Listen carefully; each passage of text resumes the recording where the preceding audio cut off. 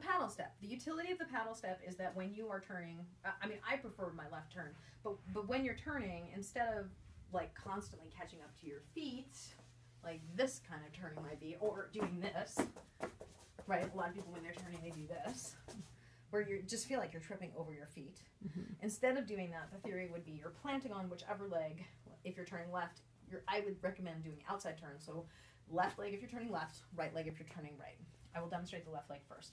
So what that means is my weight, I mean, like you can just imagine yourself in tree the entire time, basically. Okay, so related to a very strong balance point. And if you're in this, like your head's gonna stay here, right? Yeah. So even when I put my foot down there, even though now I've shifted weight to my foot, enough weight that I can lift up this foot and rotate it around, right? But even still, my head is still attached to that same point. Turn, step, turn, paddle, turn, paddle, turn, paddle, turn, paddle, turn. Okay, so going right, it's the same thing, only left leg does a point, rotation on the right. Now, I'm doing a nice clean turn.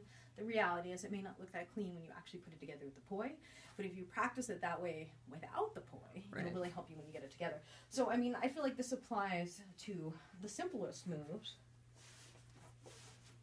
Right? So, just your weave turnaround that you do all the time. Yeah. Right? Or, yeah. Right? Same, yeah. same.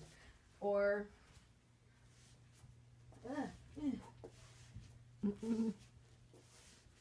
right? Yeah. Same.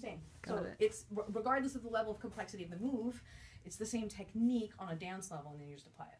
Yeah. The place for you will be to discover what your preferences are. Do you prefer to turn right or turn left?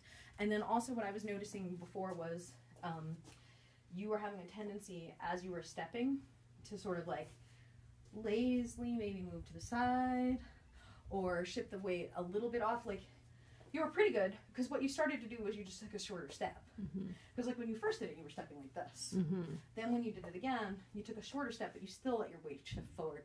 So I think the trick is keeping your weight back there while you transfer enough weight, but keep your form so that you can do that rotation like that. Yeah, that's good. That's a good one. I think it's all about that, and I mean, and I'll demonstrate. Yeah, do the back and forth thing again. Okay, so now I'm running my forehead. Okay, so I did left. I'll do right. Okay, so see, I mean, like you wouldn't even be like that. Yeah. You'd be here like this. Okay. Right. So this leg should be back there.